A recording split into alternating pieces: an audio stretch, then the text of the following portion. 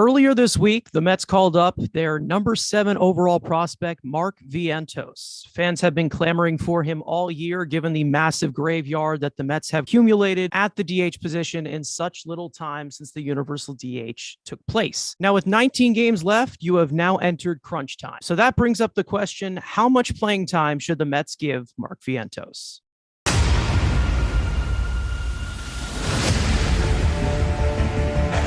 Two, Bader. Swings and misses, strike 3. He struck him out. 5 Met pitchers combined for the second no-hitter in New York Mets history.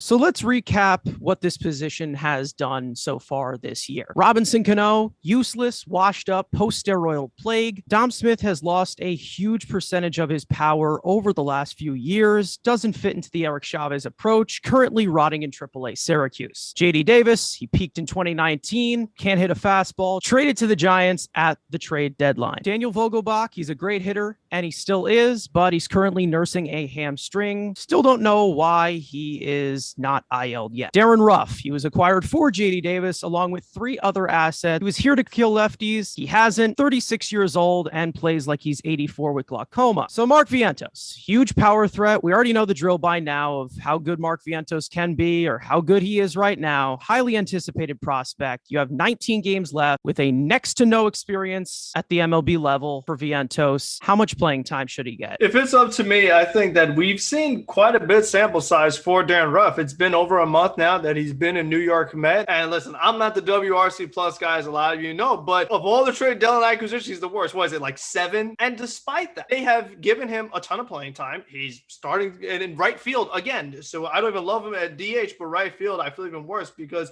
like Carson said, this man is 36. Looks like he's about 86 out there. But I think that you're seeing him struggle. And then far too many times he was batting after Pete Alonso while still struggling. And I just think that that really hurts the Mets so much because we talk all the time. This offense goes as Pete Alonso goes. In order to get Pete Alonso to be his most effective self, you need quality protection behind him. And Darin Ruf is not that guy. I mean, why in the world would I pitch to Pete Alonso if I have the guy who right now at this current state is one of the worst hitters in all of Major League Baseball batting right after? I'll just attack Darin Ruf. It makes so much more sense. We've seen a month of Darin Ruf. We know he's not getting better. He's struggling. I think you have to at least give these last 19 games to Mark Vientos. If Mark Vientos is better in the 19 games than Darin Ruf has been in the month, that's how you decide the playoff roster. Listen, especially now, with the way the Mets have been struggling offensively, who cares what happened early in the season? It's about what team is hot. It's about what player is hot. And we joke, oh, what have you done for me lately? When it comes to postseason time, it is what have you done for me lately? I mean, the hot bats are what's going to carry you and win a World Series. Old guys just aren't good anymore. Unless your name is Nelson Cruz going into this year, which even him, old dudes, they fall apart. They decay. They get old. They're not as good as they used to be in their prime. His best seasons as a professional baseball player came in Korea. 30 homers, 100 RBIs, 124 RBIs, 33 homers, 124 RBIs. If you're telling me who would I prefer getting the ABs the last 19 games, Mark Vientos has had 6 ABs in the big league. Half of those ABs have been more productive. Yes, he hasn't gotten hit yet, that's the big thing. But he's put way better swings on balls than Darin Ruf has done in his 25 games or whatever it's been as a New York Met. Strikeouts are going to be a big thing. So does Darin Ruf. Strikes out a ton too. So if you're telling me you deserve the DH spot, especially if Vogelbach is hurt, and if Vientos can finally get some playing time and get hot, take the job so you can IL Vogelbach if he is more hurt than he's letting on, and then send Darin Ruf to the retirement home where he belongs. I think it's only right that you ride the hot hand or you try something new. And currently there is no hot hand at the DH position. It is very risky to rely on a rookie with no experience to fill that hole. And I personally believe that inserting Vientos into this lineup, it may sound different because it's a different name, but I don't think it will change as much as people think it will. As yesterday, that mindset seems to be going through with Buck Showalter. He expressed that he does value Ruff's experience against left-handed pitching. And you know what? He's right. The safer bet is to go with the more experienced player in a 19-game crunch stretch. But the question becomes is, when will Ruf actually produce?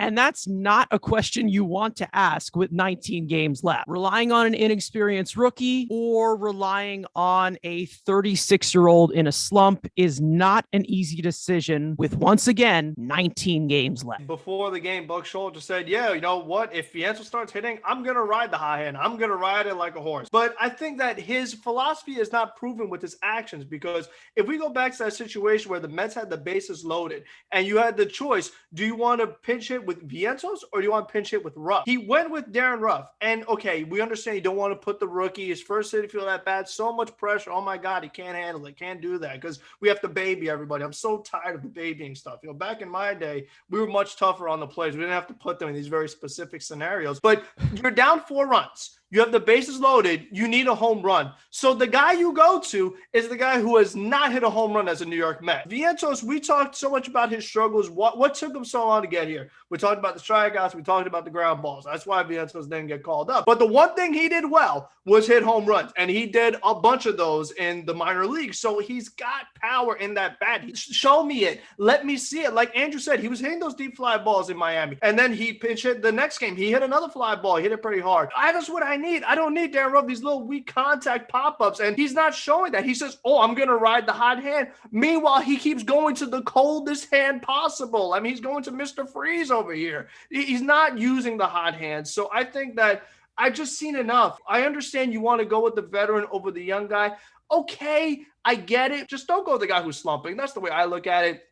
I see more potential in Mark Vientos. We talk about Darin Ruf. When you're 36 years old, you're past your prime. Your best days are behind you. And when Buck Showalter said, oh, he's done it for so long, he's been good against lefties, we're going to see it eventually. Does he not know that, like, he had all this success not as a New York Met? Like, that doesn't necessarily mean guaranteed that all of a sudden he's going to wake up. I mean, could we say the same thing about James McCann? Like, oh, McCann had success. He was an all-star. It's bound to happen. It's on the way. And it's going to be particularly important if the Mets do, in fact, face the Dodgers, because you're going to see Kershaw, you're going to see Urias, you're going to see Anderson, and with Buehler hurt, you might see Heaney. That's a lot of lefties. So in a playoff scenario, maybe the NLCS, who do you want out there? Do you want Darin Ruf or you want Vientos? It's something they got to get sorted out, because in the playoffs, one of these guys is going to have to start multiple games. Who is batting behind Pete Alonso against lefties? Because one day it's Canha, one day it's Vientos, one day it's Ruf. If Escobar keeps throwing good bat, maybe one day it's going to be Escobar. I mean, we would like to see just a semblance of consistency after 1 through 4. I think that's what it's going to come down to. Most of this lineup, we all know, relies on Pete Alonso. If you have a lot of these guys around him, just like we saw last night, of non-competitive at-bats from the top and even from the bottom, they also try to wear these guys out for Pete Alonso. And when you have Pete Alonso there and a base open, not pitched to him, and then the guy right behind you, it has to strike in some fear. We already know that Daniel Vogelbach did strike in some fear with a lot of batters. Ever since that whole hamstring situation that he had, he's just not really been the same. I still don't know why he's not on the injured list right now. A lot of what I'm seeing, you have 19 games left remaining. The whole H situation with Dom Smith and JD Davis and Robinson Cano, it was a whole panic situation. And now you fast forward to they're not even here, and it looks like the same problem just accelerated with 19 games left. The big thing that Frank has said, and it's still the biggest point why they needed to actually go out and get a top tier bat, is the no protection for Pete. Vientos can potentially be that. But again, you've got 19 games to go. Still doesn't have a big league hit and is not playing it. So one, he's not going to get into a role. And he isn't going to be as hot as he was a month ago. Into September, slowed down a little bit, going every day, starting at DH or at first base, whatever. So now he's sitting 3 to 4 days a week, just waiting to play against left-hand pitching, where Vogelbach's giving you nothing since in September. And obviously Darin Ruf is the eternal black hole. You could start at the bottom of the lineup, as most you did with Beatty, keep him at the bottom of the lineup, and then let him prove his way to work up, because he's the only guy. Yes, Eduardo Escobar's had a great September, really good September. Again, you still don't have that secondary, I'm scared because you're going to hit a home run off. You don't got that. Vientos can be that. It would give you that secondary power bat that you were I can't do it at the trade deadline. We're not going getting Martinez. We're not going to go get Mancini. He can be that, but you have to give him the time to give him the playing time for him to show you that. Is it JD Davis tendencies where it looks great off the bat and or is he the second coming of that joke? Maybe. He can go on a Harris or a Grisham type run to continue with McCann and Guillorme gets hot and Escobar. Now you can deepen a lineup up if you get everybody going, and he can finally provide you that secondary power bat that you've desperately needed all year. You're kind of backed into a corner in this situation. Do I want to rely on a rookie who has absolutely no experience? Absolutely not. Do I think that this can definitely danger the confidence of a young player? Absolutely. You really don't have any options at this point. Trade deadline's gone. You can't have Daniel Palka come up and be on your postseason roster. We sure as hell know Dominic Smith can't do anything. We've seen what he can do, and he's just gotten completely worse. So he is the only acting as solution right now, but you don't know if it's going to be the solution. And that's what worries me, is the fact that I don't think this is going to change much, especially with the amount of tendencies that are very similar to JD Davis in Mark Vientos. What you're talking about, you're not going to call Paul, you're not going to call Dom. I think that's why they are hesitant to put Vogelback on the injured list, because who are we going to go to season right now? And I think that having a fully healthy Daniel Vogelback, even if it means he misses the rest of this season, to have a fully healthy Vogelback that's actually producing the postseason is better than having him play the rest of the year hurt and not being productive. So if you have to make that sacrifice for a little bit, whether it is Palka or somebody else, and then Vientos gets to play every day. How about that? How about he plays against righties and lefties? Because whether people want to believe it or not, rhythm and reps are a thing. Like, a player needs to play every day. We saw that with JD Davis. We saw that with Canna. We saw that with Naquin. We've seen it with so many guys where if you give them the full-time playing time, they get to play every day, they get in a rhythm, and then they perform much better. If, like Andrew said, especially when it comes to left, there are so few left-handed pitchers in baseball. The Dodgers were just that rare example of a team that you're probably going to face that has a bunch of lefties in their rotation, where you may not play only for 2 times in a week. You might see a week where Vientos only plays 2 days, and it's like 1, and then 5 days later, then he plays. You won't get any rhythm like that. You'll never see the production you want to see out of a rookie like that. That is not the way to play. So if you put Vogelback in the injured list, let Vientos play every day, see what happens. And it makes sense. We're talking about the old guy. The old guy gets the spotlight. It all makes sense. Come on.